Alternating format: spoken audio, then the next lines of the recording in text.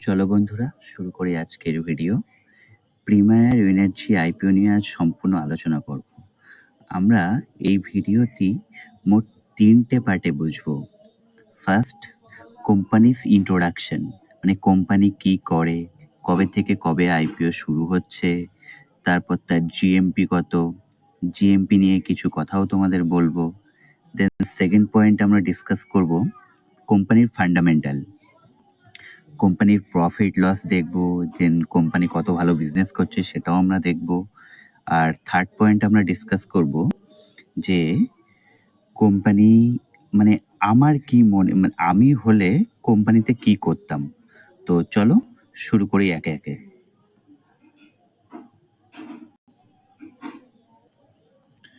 কোম্পানির ওয়েবসাইট খুললেই আমরা প্রথমে এটা দেখতে পাবো যে top performer 2 year in a rho. এর মানে হচ্ছে যে কোম্পানি লাস্ট 2 বছর ধরে খুব ভালো পারফর্ম করছে। এটা কেন বললো আমরা একটু এরপর যখন ফান্ডামেন্টাল অ্যানালিসিস করব তখন এটা নিয়ে একটু বিস্তারিতভাবে আলোচনা করব। ভাবে কোম্পানির বিজনেস আমরা দেখে নিই। কোম্পানি এখানে দেখো, কোম্পানি হয়েছিল 1900, কোম্পানি তৈরি হয়েছিল 1995-তে।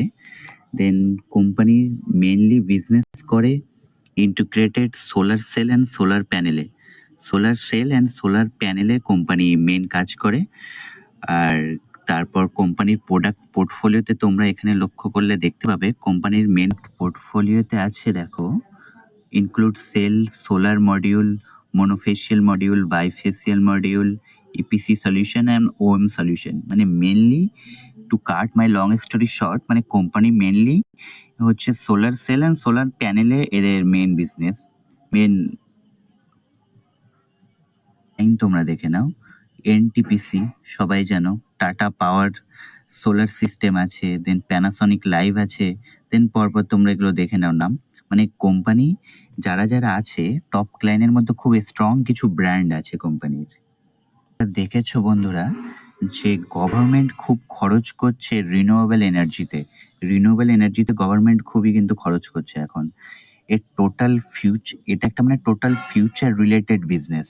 আর ফিউচারে এটা আরো বাড়বে, তার কারণ ইন্ডিয়া কিন্তু মেনলি টেম্পারেট জোনে পড়ে, মানে এখানে সূর্যের তাপ বেশি। সেই জন্য সূর্যের তাপকে কাজে লাগিয়ে ফিউচারে এনার্জি তৈরি হবেই, মানে এটা আরো বেশি বাড়বে বন্ধুরা। দেখো কোম্পানি 27, মানে এখানে দেখো কোম্পানি 27 তারিখ, মানে আজ ওপেন হয়েছে। দেন কোম্পানি মানে অ্যাপ্লাই করার লাস্ট ডেট 29 তারিখ। আর অ্যালটমেন্ট হয়ে যাচ্ছে তোমাদের 30 তারিখ, তোমরা অ্যালটমেন্ট পেয়ে যাচ্ছ। সাইড বাই সাইড এটা দেখো, কোম্পানি টোটাল ফ্রেশ ইস্যু করছে 1291 কোটি টাকার, আর অফার ফর সেল করছে 1540 কোটি টাকা approximately.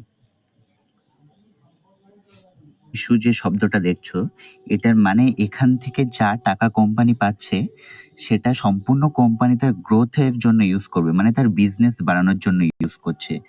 R offer for sale, এই যে শব্দটা তোমরা দেখছো, এটা সিম্পলি মানে হচ্ছে কোম্পানির যে প্রমোটার আছে, যে মালিক আছে, সে নিজের কোম্পানির শেয়ার বিক্রি করছে। এটা কিন্তু সিম্পলি বন্ধুরা একটা নেগেটিভ পয়েন্ট। তার কারণ কোম্পানির যদি বিজনেস যদি খুব ভালো হয়, খুবই ভালো হয়, তাহলে কিন্তু জেনারেলি মানে কোম্পানির প্রমোটার, কোম্পানির মালিক যারা থাকে তারা কিন্তু জেনারেলি সেই কোম্পানির শেয়ার বিক্রি করে না। এটা একটা, যেহেতু অফার ফর সেলটা, যেহেতু এখানে দেখো তোমরা, যেহেতু এখানে অফার ফর সেল 1539 কোটি টাকা আর ফ্রেশ ইস্যু 1291 কোটি টাকা, যেহেতু অফার ফর সেলটা বেশি সেহেতু এটা একটা নেগেটিভ পয়েন্ট। দেন এখানে দেখো বন্ধুরা, কোম্পানির প্রমোটারের কাছে ছিল 72%, 72% ছিল। দেন আফটার লিস্টিং, মানে লিস্ট হয়ে যাওয়ার পরে 66% হয়ে যাবে শেয়ার হোল্ডিং। ম্যাম 15,000 টাকা দিয়ে অ্যাপ্লাই করতে পারবে, আর ম্যাক্সিমাম দেখো 1,93,000 টাকা দিয়ে ম্যাক্সিমাম অ্যাপ্লাই করতে পারবে রিটেল। চলো এবার আমরা কোম্পানির জিএমপি দেখে নিই। জিএমপি এখানে বন্ধুরা তোমরা লক্ষ্য করলে দেখতে পাবে কোম্পানির জিএমপি 84% দেখাচ্ছে। জিএমপি মানে গ্রে মার্কেট প্রিমিয়াম। তার মানে বন্ধুরা এখানে দেখো, তোমরা শুনেছো একটা হোয়াইট and একটা ব্ল্যাক। একটা হোয়াইট দেখো আর একটা ব্ল্যাক, আর তার ঠিক মিডিলে গ্রে, মানে হচ্ছে না হোয়াইট না ব্ল্যাক, এটা হচ্ছে গ্রে। হোয়াইট মানে কেমন, তুমি সাপোজ এক্সাম্পল, মানে হোয়াইট মানি মানে এমন এমন মানি যেটা তুমি গভর্নমেন্টকে ট্যাক্স দিয়ে ইনকাম করেছো অবশ্যই, বাট সেটা গভর্নমেন্টকে ট্যাক্স দিয়ে, সেটা হচ্ছে হোয়াইট মানি।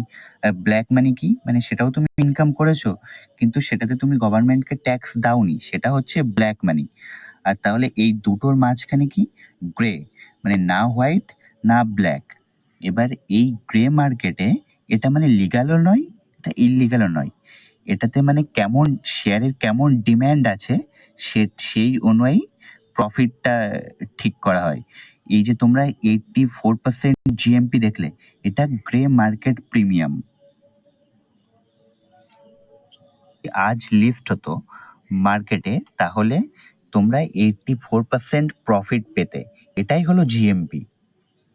তবে এখনো পর্যন্ত যেমন ডিম্যান্ড দেখা যাচ্ছে, সেহেতু মনে হচ্ছে যে কোম্পানি 100% লিস্টিং গেইন দেবে তোমাদের। চলো বন্ধুরা, আমরা এবার ফান্ডামেন্টালি একটু দেখে নিই কোম্পানি কেমন।